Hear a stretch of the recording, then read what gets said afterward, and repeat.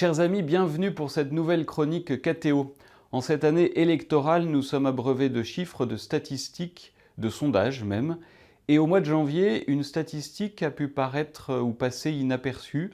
Le Bureau national ou central des statistiques du Saint-Siège a publié l'évolution du catholicisme dans le monde. Et avec vous, je voudrais retenir 3 chiffres intéressants pour notre réflexion. Le premier chiffre, c'est que le nombre de catholiques a augmenté dans le monde de 1,2% sur l'année 2019 et 2020. Le catholicisme est en augmentation. Le deuxième chiffre que nous pouvons retenir, c'est que par rapport à la population mondiale, le catholicisme reste stable.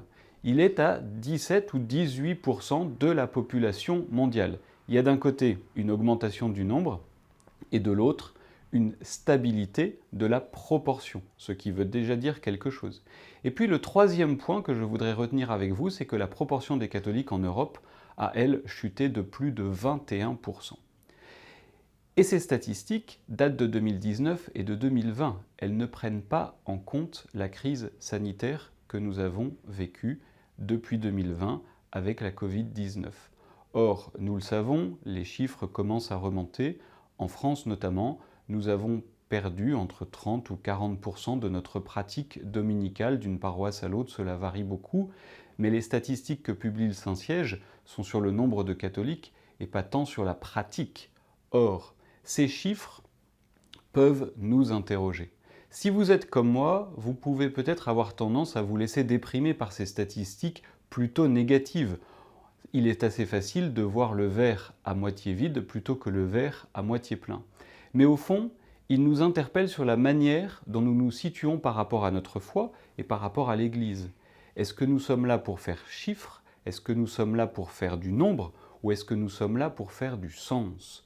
Jésus a très bien posé la question dans l'Évangile. Quand le Fils de l'homme reviendra, trouvera-t-il la foi sur terre? Au fond, le Seigneur lui-même ne nous assure pas de faire nombre à la fin de ce temps. Mais le Seigneur nous interpelle sur la manière dont nous sommes capables, les uns et les autres, de faire corps pour l'annoncer. Au fond, pour les chrétiens, pour les catholiques, il s'agit d'être le levain dans la pâte, mais il s'agit aussi d'être la lampe qui éclaire et que l'on met sur le lampadaire.